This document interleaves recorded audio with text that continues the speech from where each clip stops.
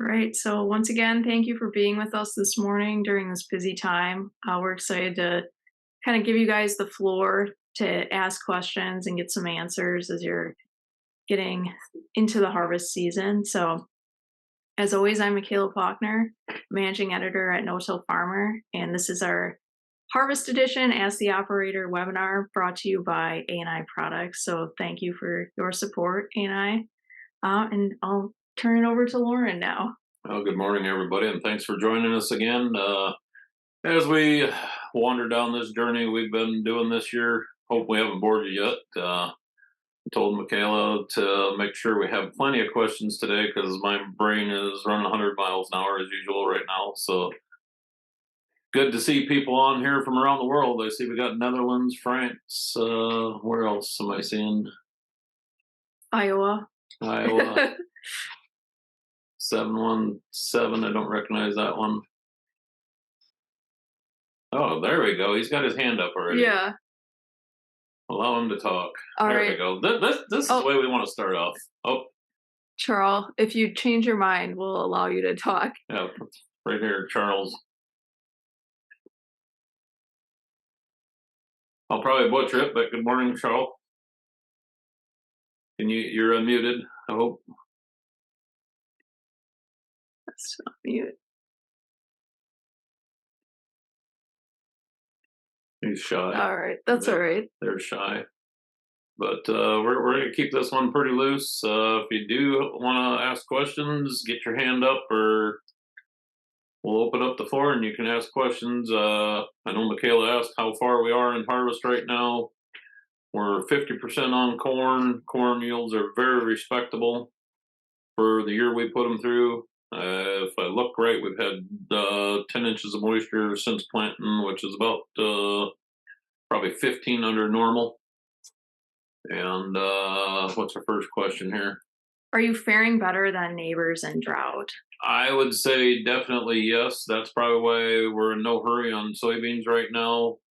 I mean, we were running beans the last couple days for neighbors and custom work, and that's all done. We've got my beans left. I pulled into my beans. We went from 10% beans up to, well, we had 10% to 20%. So we could have probably blended them, but we had so many yellow, butter beans and stuff like that. We pulled out corn. The rest of it, I'm in no hurry. The first half went to feedlot, ground to zero corn, and cover crop wise, we have every acre seeded already this year.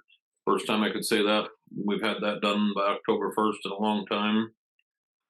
One thing I would say is I think already we might have learned we made one major mistake already on our seed mix. I didn't factor in that we had a residual product on our soybeans this year early.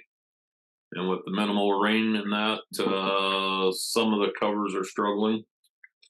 So should have thought of that sooner, but the way my season's been going this year, I don't have much time to focus on the farm, and got my cover crop seed from the same guy I got chemicals and that from. So I was hoping he usually watches out for that stuff, but I guess it's lesson learned. We didn't even think of stuff like that, but kind of reassuring this year. First time I've used Equip or PFI's cover crop program, because we did try a lot of new things on the cover crop side this fall. We called an audible there going into fall. I seen the weather pattern changing, so we had majority of ours flown on with the drones. And probably one thing we are seeing, reason we changed a lot of the mixes and that is on our CO rye covers, we're starting to see like a nematode issue starting to pop up. That we lost several acres of rye that was supposed to be relay rye. If you watch the planting video, that field got terminated. The one right across the road got terminated. Just for the simple fact, all of a sudden we had what I would call self-terminating cereal rye because it just started dying. And then we ran nematode test and all that and started seeing that we do have a nematode coming up. And I'm starting to wonder if that's, as we're bringing corn back into the rotation some here, we're starting to see some issues there. So we went the drones there The reason we ran the drones was we had a very heavy brassica mix in that to get the glucothiosynthetases or whatever that is. It's supposed to help control nematodes. So there's plenty of food for thought. What's Bob's question? He was asking about how you applied the cover crop, How did so that we? was all drone. Yeah, we had well, majority of it was with the drones. We flew a 5 pound mix on our soybean acres. That was camelina, 4 pounds, half a pound of rape, and half a pound of mustard. That put us over 1,000,000 seeds per acre. And where it took, we've got a very nice stand already. And it was a perfect window there. Like all mine, we had 3 inches of rain within a week and a half after or during the application. I guess I should say it that way. That was kind of the surprising part. The neighbor field that did the same thing, he only had like a half-inch of rain. He's got a beautiful stand where ours is kind of sporadic. And as I started looking and thinking, that's when it kind of hit that we had the dual. And then like on corn acres going to soybeans next year, we just flew rye on with the drones too. And then one of the farms we took ear corn off. I rolled that one flat, and then we drilled the cover crop or the cereal rye in there for relay possibly. But that was the first field my son-in-law's ever drilled, and he was all nervous about it. And I told him, hey, at this point it's cover crop.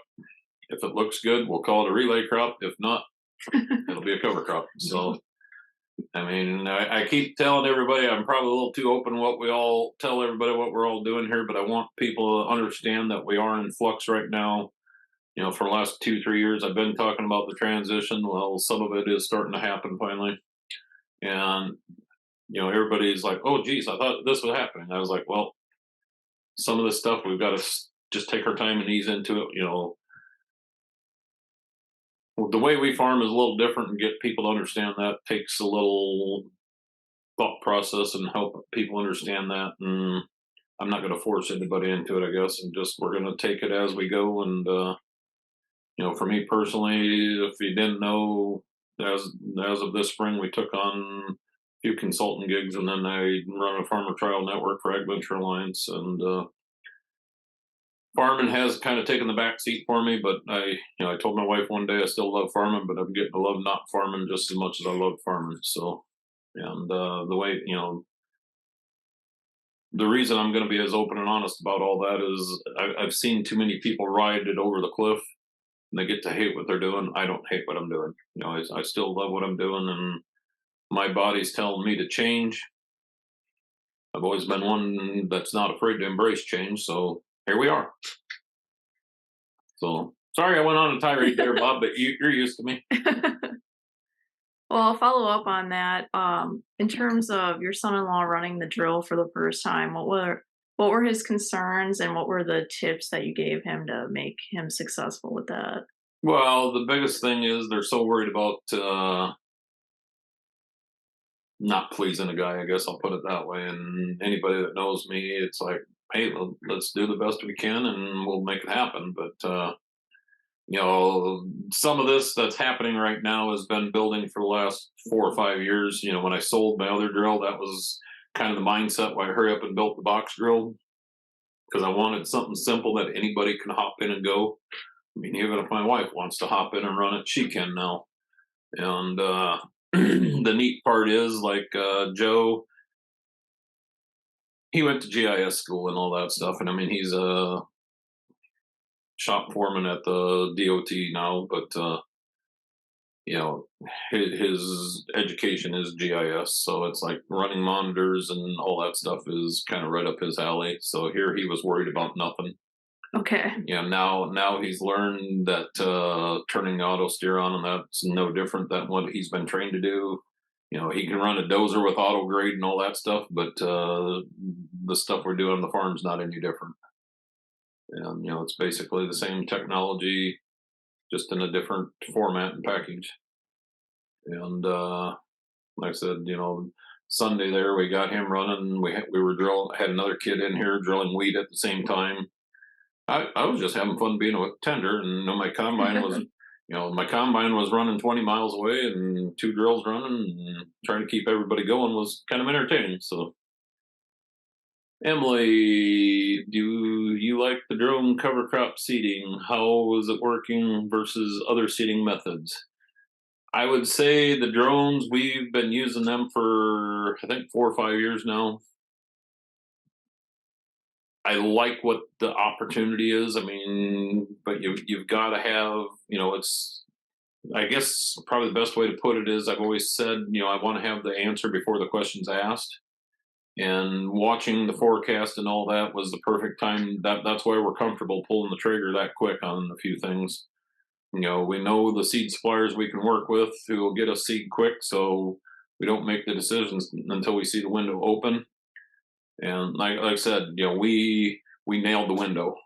And the day they got done here, well, I bet I've had 10 phone calls calling, wondering who I had in. How do we get a hold of them? And it's like, come on, folks, you missed the window now. The leaves. The last field they did for the neighbor there, the leaves were dropping already, and I was shocked how good his stand is for a half inch of rain. So we got lucky on that one, but the rest of it, I went out and checked. Well, the other field that we harvested deer corn on, well, the drones were heading out there, and the guys called me, said they're starting to chop. I was like, well, we better switch fields there, because drones with choppers in the field probably wouldn't have been good at that time. But they chopped it, and the next day the drones went out there. I could have easily went out there with the drone, but for what the drones were charging me, I didn't figure I could run a drill this year. And as I said, my focus is on other avenues, and $13 to $15 an acre for a drone, and it's done. We saved the one field. We did do that with the drill, but other than that, it looked like it worked pretty good, other than the herbicide issue. So, just to follow up on that question, what is the ideal window for the seeding with the drone? Uh, for me, on soybeans, I want the leaves yellowing but not dropping yet. And that was a very big challenge this year with all the, we went a little earlier than I probably should have, but I'd rather err on the earlier side than the late side. And like I said, is with all our soil types. I mean, this year you can definitely see the soil types out there, and that's what's making it hard to combine on the soybean side. But on the corn, black layer. So right at black layer, if you can be dropping it in there. As I said, black layers when they're snapping the ear corn, and the chopper was running the same time the drone should have been running. But we let them go, because I knew the manure trucks were coming right after that, and then the neighbor ended up fencing that off and putting cattle on it. And when I was out there yesterday, it's almost beautiful out there. Nice green cover on the whole field. The cows out there grazing now, and a big pile of manure right in the middle. So that field's going to get a genuine treatment this year. And I got criticized. A lot of people are like, "Oh my gosh, you're going back to corn and you're chopping it all off." Well, when you're working with a feedlot that once needs to get rid of manure, that's a fair trade any day. We're selling ear corn, and most of it's going off as ear corn. They did this year. They didn't harvest any whole plant silage off of my fields. That might change next year, but we're the deal we got worked out. We're getting manure in trade and that, so we're getting fertility back, and removal rate's pretty minimal. But Okay. Our next question is, by holding off for now on bean harvest, are you concerned about too much green biomass causing harvest issues? no, the greener the better. I mean, I've harvested in 6-inch tall rye, and right now the tallest, even on the relay field. That's something we should probably talk about. This is not going to be a poster child year for relay cropping. I mean, if it tells you how serious it got around here, feedlot did pull in with the chopper and made a couple swaths just to see what the feed value was on the relay field. But there was rain coming. I mean, we did catch just enough rain. I think, I put the $200 limit on there, and the feedlot guy was offering me $150 an acre. And I was just like, well, we're going to ride this out now. And we got rain. I was out in that field yesterday. The covers look beautiful out there. That's probably some of the best looking cover crop rye we got right now. But I've cut beans into cereal rye that when you got done, it smelled like you were mowing haylage, and it looked like we mowed a golf course. And that's one thing I would say. I finally fell in love with the draper this year, so I'm looking forward to cutting the relay beans. We've always had the aerial and stuff like that. Last year after my combine burned up, we did get a draper in to finish off, and I seen that that does work rather nice for the relay. And I got lucky last winter when I was buying the combine back, and ended up with a draper now. So that'd be my sales pitch for a draper. I was adamant I needed the aerial and all that stuff, and for what we all do. And I would still say when we run, if we run the draper for the rye, we might need that on for the blocker guards. It just makes them work better. But all the relay rye this year we did harvest with the row crop head. So because the draper I did buy needed a lot more work than planned, and my repair bill at John Deere this year is not going to be a pretty one. That's the sad part. Is normally I do all the maintenance and repair myself. Well, this year with my knees and that, the one day it was bad enough. I had a hard time putting the PTO shaft on the head, and you don't have power in your legs. It's kind of hard to do stuff. Yeah, that's tough for sure, and obviously a factor to consider when you're thinking about all the other stuff you have going on too. But so what's some of the type of maintenance need that you were checking for and that you needed to do on the draper head before it was ready to go? Oh, the the draper head, we found a lot of cracks and welds broke, and then the whole right hand side just wasn't acting right, and we found one of the major subframes was cracked.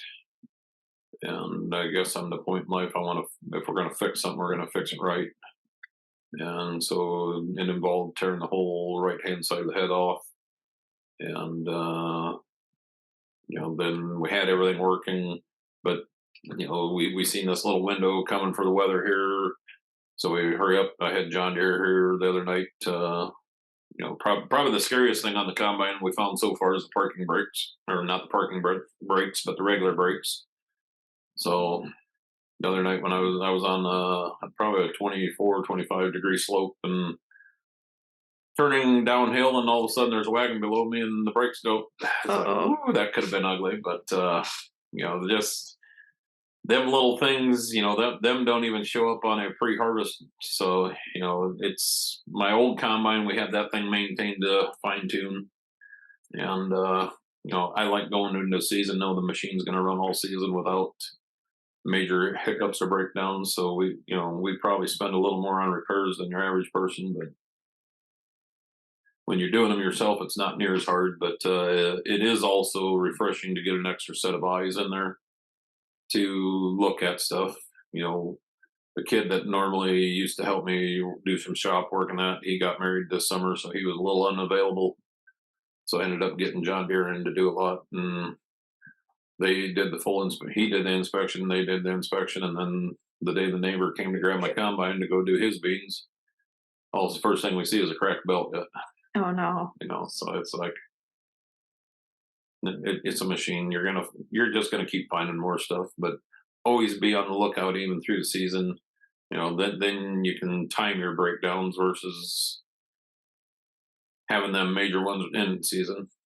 And like I said, we try to catch all the belts. I mean, every day when a guy does a service and that, we try to grease pretty religiously and stuff like that. And as you're doing that, just make sure your belts are all snug, and look at them every time you're stopped or something. If you see a crack or something like that, it's a lot easier to take time when you got time, not in the heat of the day. Hmm. And bearings, bearings are going to go out whether they like it or not. But if you got somebody that can take a pry bar and stuff like that and check a few things, simple little things to do, go through. And other thing we've always been pretty hard on is like on a rotor, make sure you level your concave and stuff like that, and makes it setting it a lot easier. And a lot of times we're not afraid to change the grates or have the inserts or whatever we need to throw on there. And that's probably one of the things that I was trying to go away from the inserts on soybeans. I was going to go to a large wire for soybeans this year, but I didn't. And I'll probably have them for next year. We always ran the inserts on a deer machine. You run them on 3 and 4 for when you got them green pods, and then it just helps clean up your sample. And like I said, feeder house chains, all that. Go through that, check that, make sure your tension's right. So with the benefit of the large wire versus the grates, what is Well, your thought traditionally, process where you're there? on a deer, you run the round bars, which works good for corner beans. For beans, we would always throw the inserts in there because that just gives you a little extra surface to thrash them green pods or the hard to thresh pods and that, because that 3 and 4 is right where your return dumps. Okay. And then before we had enough acres of small grain, we'd move them to 1 and 2.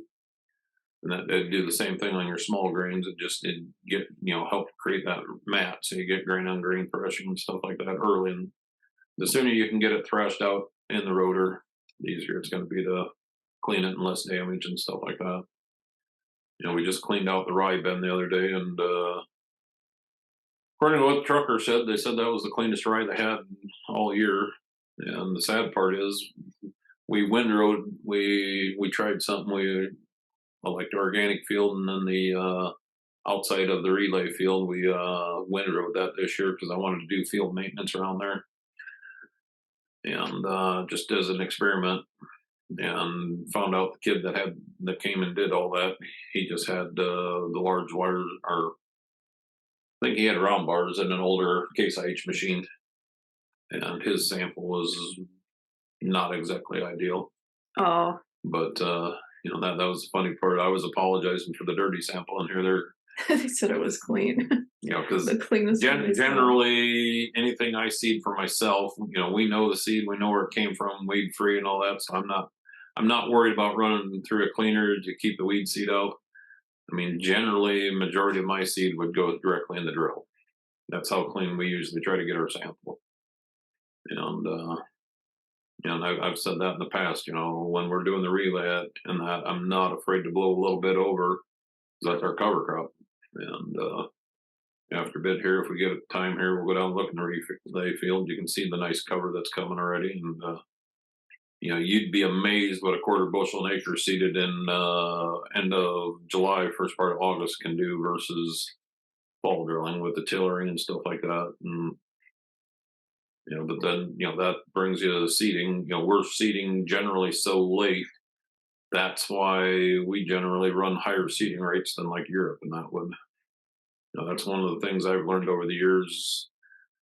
We rely on about 10% tiller, where Europe relies on 90% tiller, is what people have told me over there. And when you're thinking about seed quality and that's something you definitely got to pay attention to. Because, I've heard in the past people, oh gosh, you can drive on the cereal crop whenever, wherever. But it seems to me every time you drive on it, that's when them little things come around, that delayed maturity and stuff like that all shows up. And everything we try to do on the relay and that comes around to seed quality. And that's why we evolved to the twin row setup. That came from the interseeding and stuff like that. But that's why it's there. So when you're seeding in July versus around this time, how do you keep it from competing with the cash crop? It's so cereal crop. Well, winter rye or winter wheat, until it vernalizes, it won't go vertical. So basically, it's a ground cover. Okay. And like I said, it's a quarter. Every time we've done a count out there, it's a quarter bushel an acre. So it's not thick, but by the time now when it breaks canopy, now's when it's doing its tillering and stuff like that. So now's when it's filling out the canopy, and by the time we harvest, it'll look like a lawn out there. And I said them are just little tidbits we've learned over there. Yeah. Just to remind everyone, if you have questions, feel free to either raise your hand or pop them in the Q&A and we'll answer those. The easiest cover crop to make pay is a volunteer one that you didn't pay for. No seeding expense, no nothing. Right. And that's I would say that's probably the biggest thing we've probably learned over the last couple of years is I've been kind of gearing up to where we're going now is I would call what we're doing low impact farming. And the less time and effort I can spend out in the field, the better. And that's where the drones and all that come in. And for that 5 pound mix was cost with two T40s was costing me $13 an acre. I can run my drills for that, but not many people probably can. But then you factor the time and the effort in there. Hmm. And that's I hear everybody hyping a return on investment anymore, and that's one of the things I keep thinking about. Though the most important investment most people don't factor in anymore is their time. Right. And you can figure return on investment on money, but how do you figure that on time? And that's getting to be the critical part for me. I guess I'm to the point I want to be able to enjoy going doing other things. And at one point, the farm ran me. Now I get to run the farm from Yeah. wherever I'm at. That might be the best way to do it. Yeah. Yeah, I know that's something that we are focused on a lot at no-till farmers, the ROI of making some of this stuff pan out. And something that comes to mind with that is, I know you and I have talked about this before, and some of the people who are in our no-till discussion group have probably seen this, but last week we were talking about the ROI of a multi-species mix of cover crops versus a single species. Because there's a study going around that found the soil health benefits of using a multi-species mix are either the same as or worse in most cases, according to the study, as using a single cover crop. But I know, Lauren, you've said that you haven't experienced that. Well, I mean, when I read all the responses, it seems the farmers see it, but the researchers don't see it. Because they're the reductionist mindset. Though a researcher, you break everything apart, but you don't factor in that symbiotic relationship or whatever you want to call it. And you know, I've talked to Jay Fear and all that. I've heard about the Yana experiment, or experiment over in Germany and all that. And we've seen it on our farm. And I guess the way I would put it is, I'm not smart enough to know exactly what's going to grow where. And some of the testing I'm involved in, one of the coolest tests we ever did was we did a weed seed bioassay, I think is what they called it. So they went in and counted exactly how many weed seeds are in a cubic foot of soil. When you're in the millions, and you can look at them and you don't recognize, I don't know how they ever counted them. Because I took the sample and I didn't see a single seed in there, but they counted like 2-3 million Oh my gosh. seeds per square foot or whatever it was. And then Nicole Masters talks about it a lot, and I've talked about that in the past. When you got the succession chart and all that, how many people have dug up an old foundation? What's the first thing to come? Buttonweeds. Where the heck did they come from? Some of the buildings stood there for 100 years, but that seed stayed there. Hmm. And what triggered that to germinate now? Our corn seed and bean seed's so dang delicate. If you don't caress it just right, it'll rot. But how do some of these seeds survive? And I guess where I'm going with that is when you throw a mix out there, and last year we saw it really in the cover crop mix. We had 3 or 4 fields we seeded high biomass cover crop mix. Basically, I cleaned out my seed pile, would be what that was, on 3 different fields where we baled the straw off last year. Each field looked like it was total different mix. What was really eye opening is when you got to where a gap where there was no cereal rye.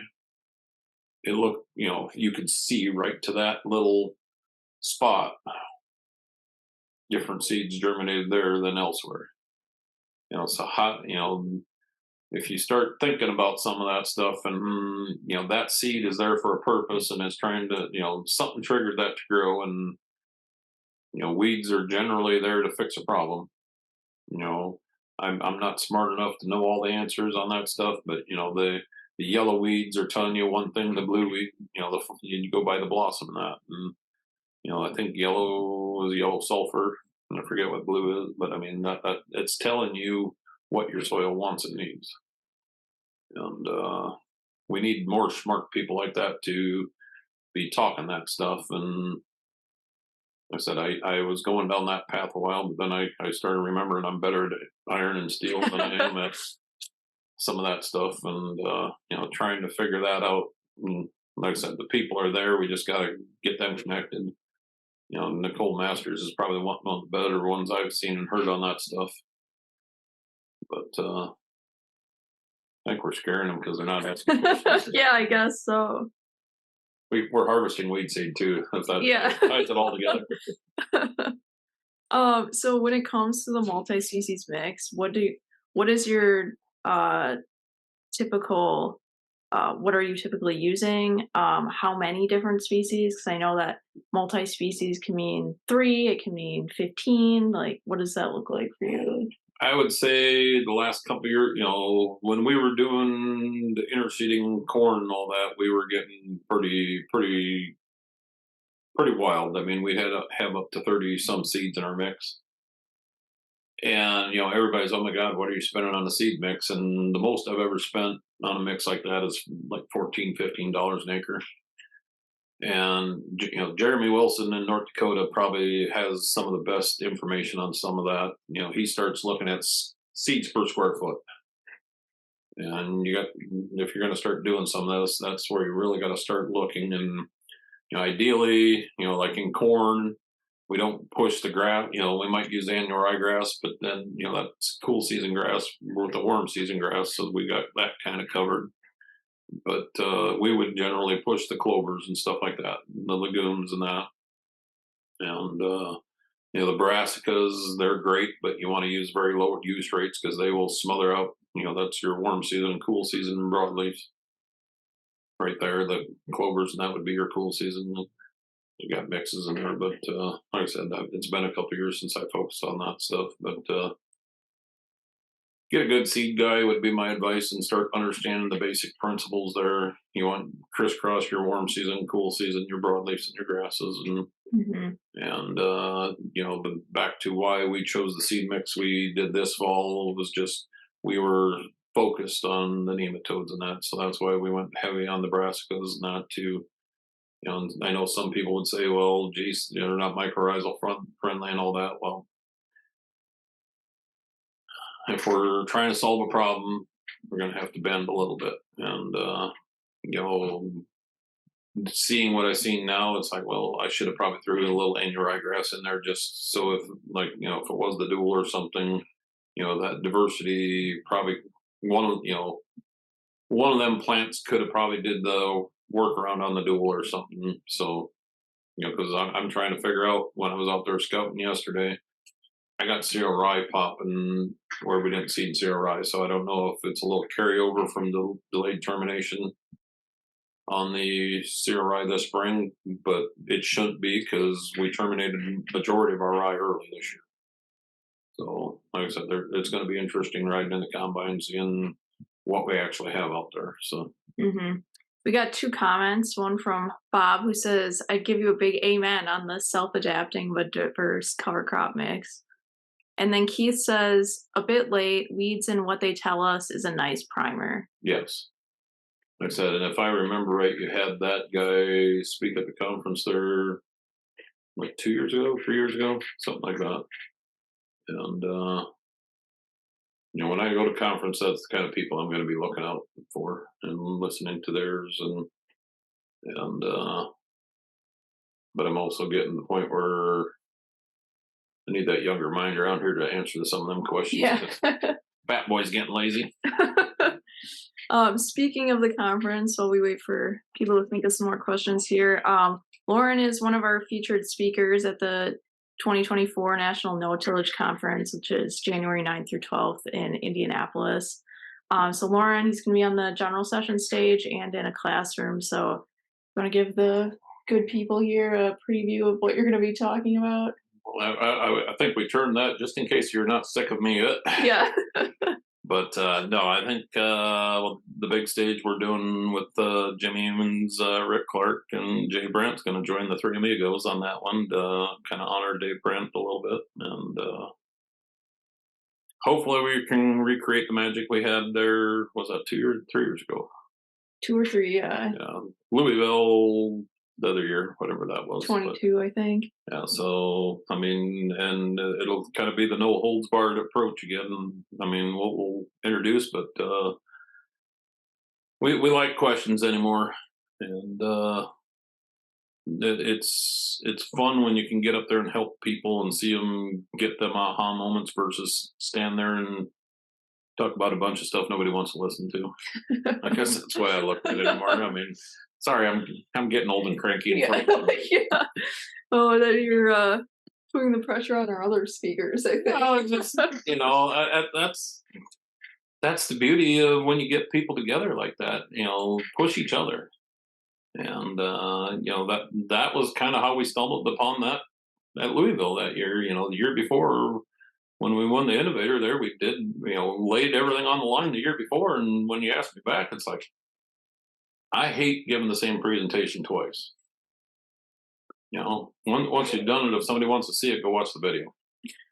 And let's talk about what's relevant and neat. What people want to talk about today. So that was kind of the whole ideal behind this series. Let's talk about what people want to talk about. And that's kind of how I judge other speakers. And that can they ask the hard questions?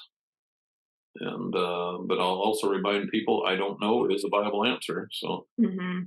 And that goes back to the first one of these did. I think the first question we had last spring was, what cover crop mix should I use in Delaware? I don't know, but I know somebody that did know. And afterwards we connected the guy with Jay Baxter out there, and here they're 15 minutes away from each other. It's like he got a lot better information than if I decided to BS him. Mm-hmm. And that's the beauty of the network some of us have built together. We trust each other and we'll help each other. And if you got a problem here, call the guy that actually knows that area. And that's why, I apologize. I try to keep stuff pretty vague and general anymore until I'm, one of the surprises we were going to have here this morning was we were hoping to have a group of young students here judging soils today, but that got bumped with the weather and that till we're going to do that in 2 weeks and have a soil judging team here. So, Ron has a comment. Color of weed flowers tell us about our soil. Is that a question or a statement? It's written as a statement, but if you would like to elaborate on maybe where someone might find resources, if you know who might talk about that. Yeah, I'm trying to think of who would actually be a good reference, but I mean, just actually some of your gardening books and that is, back when we were focused on that, that's kind of what took us down the succession planning chart and all that stuff. And if you really start thinking about the gardening aspect and where our cover crops and that fit into that. I used to share a chart many years ago that showed, the vegetables, what follows what, and how you should go, and the sequence and all that stuff. That all came from gardening. And then if you say, well, this plant's close to that cover crop, and try to tie all that stuff together. I know John Kemp was a good source on a bunch of that stuff, and like I said, not Fred, but Klaus Martins is the first guy that really keyed me in on that. Okay. Klaus is in New York, organic farmer. He was actually one of the focal points of the book, The Third Plate, by Dan Barber. And I don't read many books, but the ones I do, I pay attention to. So Emily's got another question. What's this one? She says, Just to back up, sorry to make you do that. What was the herbicide and cover crop injury you saw, the AI and species, I mean? Uh, Generic dual is what I think we had out there, and then with our brassicas and that, it seems we got a very poor, according to what I've seen on the neighbors and one or two of my other, even the relay field that had zero residual on. The stand out there is phenomenal compared to what we're seeing. Maybe I'm overthinking it already. Maybe it's there, just all the leaves on top. I mean, we've got residue out in the bean fields right now that blew my mind when we were out there playing around yesterday. So, and maybe when it grows through that, but when you rake back the residue in that, or go out there even before we harvest, I just don't see it like I did my neighbors. Either that or the other thing it could be is our biology buried the seed, so maybe it's taken our seed a little longer to come up because it's actually in the soil. Mm. And I can go out in my field and just stick my hand down and probably get 6 inches without even trying very hard. Right now, we're some of the fields we're in, as dry as it is right now, she vibrates pretty hard. And I haven't spent much time out in the field with a shovel this year, but we Farm Progress show we had a busload of Ukrainians come up here, and that was the first time I dug any roots all year out in the cornfield, and pretty cool when you got confidence in your soil, you can just go out and dig anywhere. And that's what I was hoping we were going to do today, because that was the first day I kind of got comfortable thinking, hey, we might have a corn crop. And 2 weeks later, they're out there chopping, and the yield estimates on them fields was pretty healthy. So, like I said, 10 inches of moisture, and probably the highlight for me is on corn. We ended up on them fields. We ended up at 0.35 and 0.36 pounds N per bushel this year. You can talk yield all you want, but when you talk efficiency of that, Iowa State's still at the 1 pound per bushel, and we're down to 0.3, 0.5. And I mean, that's overall and applied. I'm hearing some other guys, oh gosh, we're lower than that. Well, then they factor in all the manure. That there was no manure on that field for 3-4 years. Wow. So, and that's all due to the cover crop, you think, that you're able to get down? well, that was another one of those little instances. It was learning opportunity this year, because that field was supposed to get it was actually supposed to be a relay field, and with everything that happened last fall, it just didn't happen. And then, I called the audible there. We were going to spin everything on after harvest. Well, that didn't get done till March. And the wild part is, when I planted the corn that day, you could barely see the cover crop. It's there. I ain't worried about it. Non-GMO corn. So we went in there and terminated when we put down our residual for the corn. Well, then some more with the sporadic rains we were having, some more rye germinated after the herbicide was applied. We had a nice flush there. The only weeds we had when we applied the second pass herbicide was zero rye, basically. And then fast forward, you were there when you seen all the fun we had planting this year. Yeah. But we still don't have that figured out. But wherever there was a little gap where the planter acted up, we had a very nice flush of rye. Absolutely no weeds, just nice smattering of rye. But then, like the day I was out there with the Ukrainians, even though we didn't plan on interseeding this year, we had a nice interseed mix in there just with the rye. It kind of self-terminated in the canopy, but the roots were there and the structure is there. And then after harvest, that's what I'm trying to figure out now, because that's the field we drilled for relay for next year.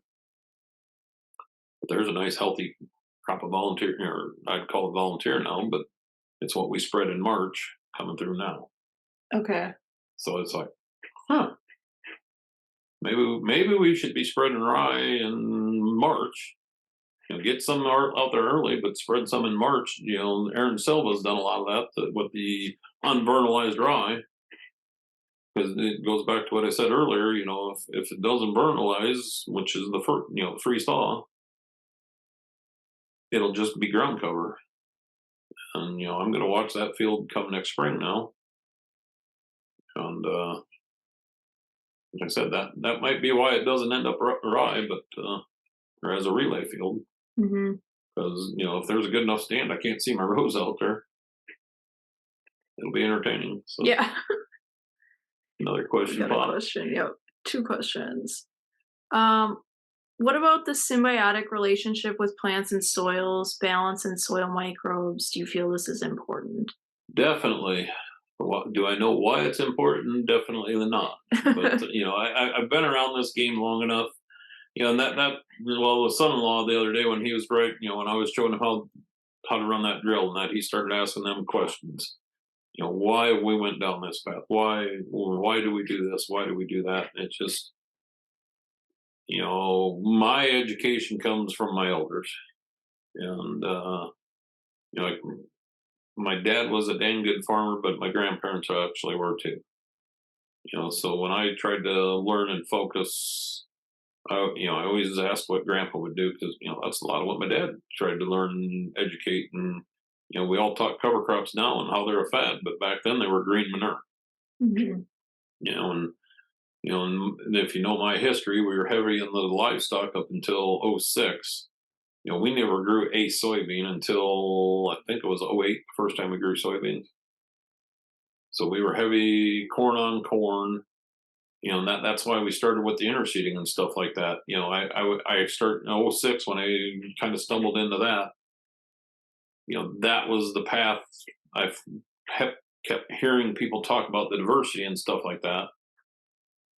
That's why we started down that path. I started reading, the late 1800s. The University in Tennessee still has some of the best information on interseeding and that. I figured that was my avenue to get diversity into our mix. And I guess for me, it was as simple. Everybody talks about mimicking Mother Nature. Well, what is the tall grass prairie? Hmm. Tall grass with the forbs underneath, and the forbs underneath is probably the most critical part. The tall grass provides your biomass, but the diversity under there is what helps build the soil, in my mind. And that, and I've been criticized because we tend to use a lot of legumes and all that stuff. But when you got the high biomass and you start thinking about the carbon to nitrogen ratios and stuff like that, if you're going to feed it the high biomass, you got to have the nitrogen there too. And what's the best way to get nitrogen in the soil? And we're pushing. We've got fields pushing 6-7% on organic matter now. For me, I don't know if we even put any thought into what we're doing until I think it was 2012 when NRCS came out here the first time wanting to do a training for Ray Archuleta was coming to Iowa the first time. And I'm not, I'll tell this story to anybody. I still think that day I was going to be the whipping boy of what not to do because my home farm surrounds the office, but the people in the office never realized what was going on right across in the field. Hmm. And they asked if we would host them that day. They were going to go to a couple other sites, and they wanted, and I figured, with us being corn on corn at that point, we were the what not to do factor, and I tend to get a little sarcastic about a few things, and they did soil health studies that time that took a lot of deciphering to understand, and that's how I got working with Jill Clapperton and that the way we did because the Draeger tube test and that they did that was kind of the predecessor to the Solvita test and all that. Where we started understanding our carbon, CO2 exchange and that stuff, and in 2012 we had fields that were blowing off the charts of Solvita already, and we got called into the office the next morning to do the review, and they're like, "You don't use anhydrous, do you?" Well, at that point, we still were. When they made that comment, I was like, "Well, matter of fact, we do." And I said, "If you really want to blow your mind, we use it spring and fall." Because at that time we were putting the base right down in the fall, and then we were side dressing in the spring.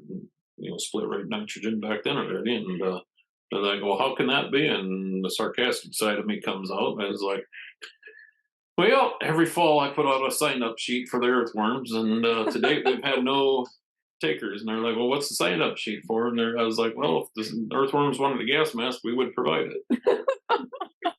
And but and that goes back to some of the preconceived notions, and it's like back to the meta analysis that you're talking about. If you singular select one thing, you can prove any point. There's enough data out there you can make any point, but you got to listen to reality and the farmers. The farmer's going to vote with what's actually working. Mhm. And it's back then I would defend anhydrous yet at that point until because everybody's like, oh my god, anhydrous is killing your earthworms.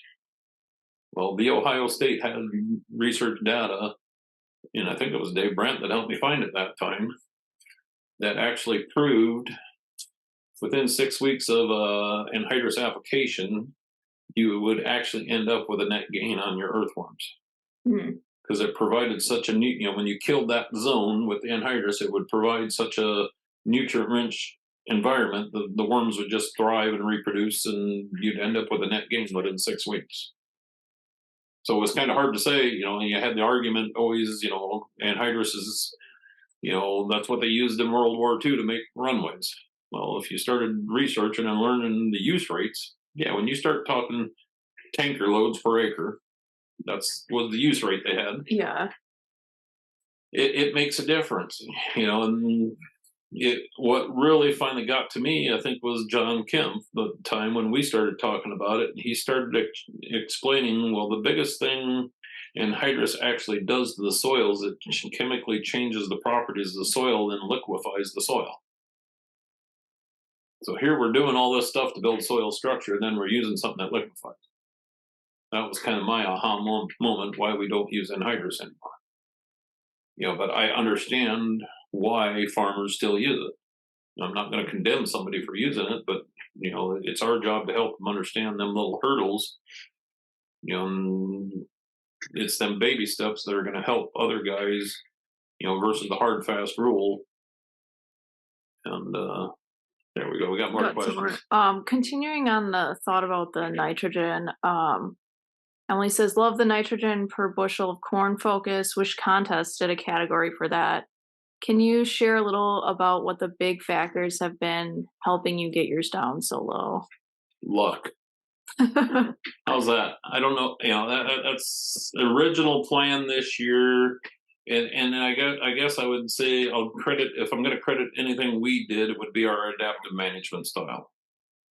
We've backed off to everything is Y dropped anymore if possible, and we can time the nitrogen. All this year I thought we were actually a little too late. We were actually seeing a little nitrogen stress on corn, but it's kind of hard to get excited about putting nitrogen on corn when it's looking like it could be a disaster. So we held off probably almost too late. But then there again, it looked like we were having a window. I called in the guy with the Y drop, got it in there. We snuck in 90 units, I think, is what we ended up at. And original plan was we were going to come in and put 30, 40 more units on late, depending on how the season went. Well, we never got rain, so it's like, sorry, I'm not gonna spend the money. And when you can start running 250, 260 corn on 90 units of nitrogen, and some of that I would attribute a lot of that, I think, is to the salt load. Salt takes water. Well, if you're not putting the salts out there, you're not going to need that much extra water in that. I Mhm. mean, there's a lot of data out there on that stuff, and I mean that's everybody wonders how we do what we do. Take your time doing it. I guess that's the biggest thing. I used to be able to hide a lot more what we're doing, but now there's so many people around here, I can't hide a lot. So it's everything's kind of on fast. It looks like it's fast forward to a lot of people, but it's just when people are here and asking questions, I'm not going to hide the answer. So, but I'll get to our other two questions here. asking, I may have missed how you were planting your relay, but are you planting a solid stand or row width of each crop? Someone I listened to is drilling the rye and then drilling the beans. What we've evolved to, I'll go back to, our interseeding setup is what kind of led to our relay crop setup. I had the comment there for a while. How do you afford such nice equipment for doing what you do for no more acres when you farm? Well, we push it over a lot of acres. Back to 2015, 16, I think it was 14. We stumbled upon the twin row setup for the interseeding and all that.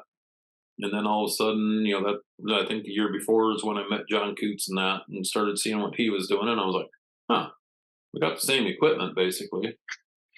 We could do we just had to figure out the harvest, but he had that kind of figured out already, and that's why we went down the twin row setup for the relay and that, and the biggest thing the twin row setup allows us is room to maneuver with the combine.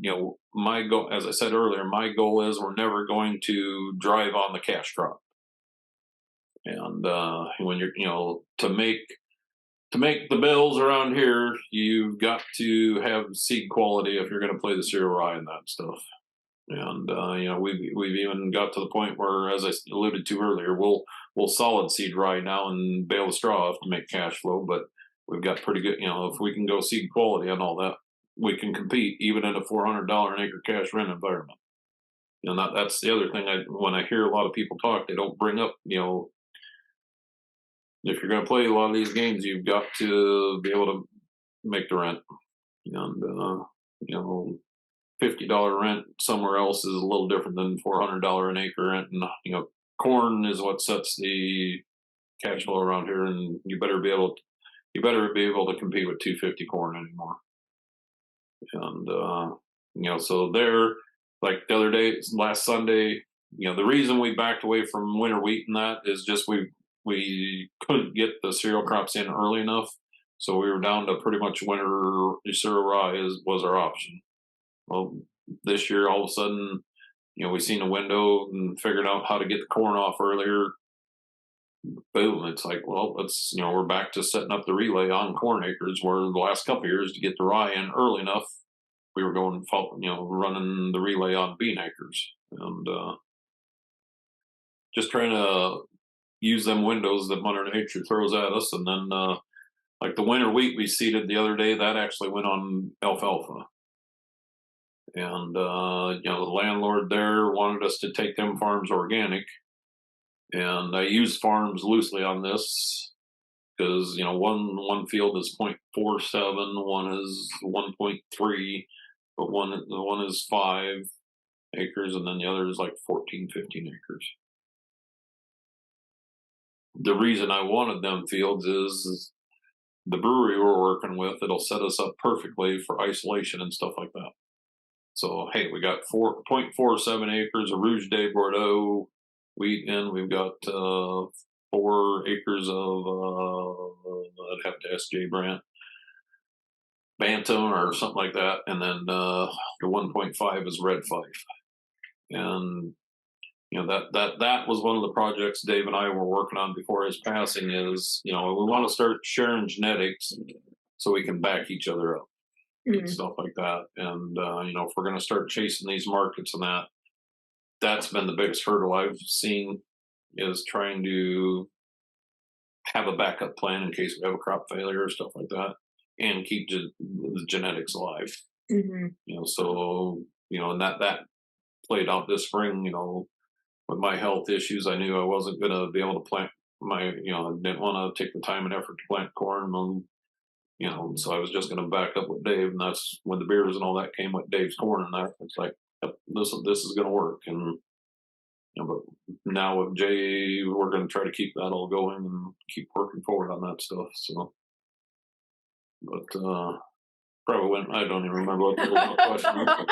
This is the fun part about questions. Yes. You get answers that you don't even fathom. So we'll see what comes of this question. It's, what do you do to support soil microbes? You mentioned cover crops. Is there anything else? That's one of those interesting avenues I was going to pursue this year, but for me, build it and they will come. And go back to that 2012 when I told you about the NRCS and that was the first year we tried a biological product.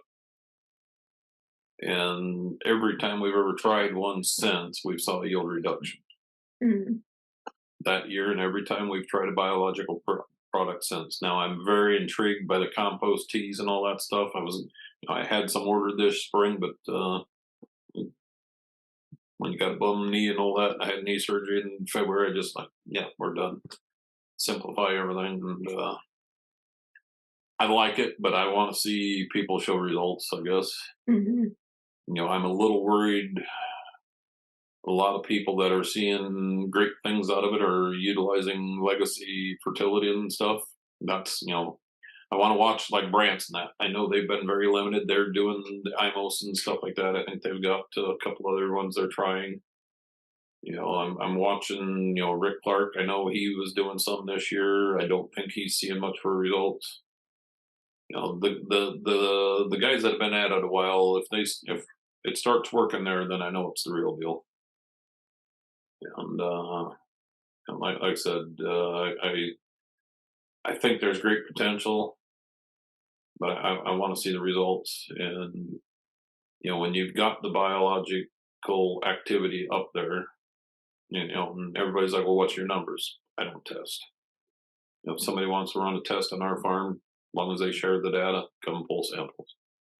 But I we were doing quite a few Haney tests there for a while, and we always pulled them the end of May. First was it Memorial Day weekend there in May, or is that Labor Day? Memorial Day. Memorial Day weekend. We'd pull, that would be my Memorial Day weekend. Monday, I'd go pull samples and send them in. So that was my consistency factor. I want to pull a sample when it's warm and active, and I would say if you're going to do some of that stuff, consistency is the key. With that said, we have, this year with the dryness, we've seen a lot of K deficiency and stuff like that.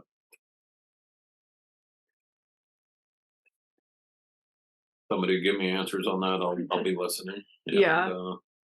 And, to me, some of that a little, well, if we've got that nematode issue and that going on, I think that might be more the problem than because according to Haney test, not our fertility's there. It's just for some reason we weren't getting it in the plant. Well, if you got a nematode eating the roots off, That would be why. that might be why. So, like I said, I try to bring things down to the simple level, and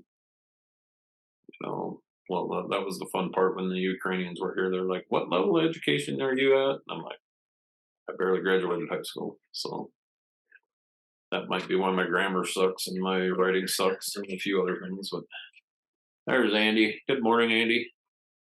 Says thanks for the discussion. Have a safe harvest and cover crop seeding season. You too, Andy. Thank you. And I'll say, I think with that, that's a good way to No, we kind are of. at the top of the hour. Yeah, So. we are. So this is kind of the last call for questions. So get your questions in now. I'll mention once again that Loran is going to be at the National No-Tillage Conference on the general session stage, and then we're doing essentially ask the operator in the classroom. General session. Will Yeah, be what, very what, what, did, similar. what did you say? Thoughts Of a man, of a thoughts of a madman. madman. Yeah. So bring your uh most out there questions and see what you get as an answer. So I invite everybody to join us in Indianapolis this year in January.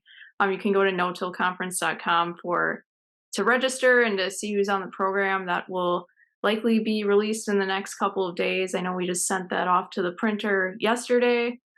So it'll be public very soon, and we're really excited about who's on the program this year. So with that, I'll say thank you to everyone for joining us this morning, and thank you to A&I Products once again for supporting Ask the Operator and the 2023 Conservation Ag See, if Fellowship. we'd have been out in the shop, we could have seen all my pile of A&I parts. I'll take some pictures, so you'll see them in the February issue of No Till Farmer. But once again, thank you, Loran, for doing this with us and spending time during harvest. Oh, this is what it's about. It's one thing to learn and know stuff, but to share it and help other people learn it is probably the most important thing. So Definitely. And now, I now will, we just got to figure out what we're going to do in November yet. right. So. If anyone has anything they would like to see Lauren talk about or any suggestions for guests, you can send me an email or contact Lauren if you have his information as well. And we hope to see you in November. So have a good rest of the day, everybody. Thanks for the good questions today. That's the fun part. Yeah, for sure.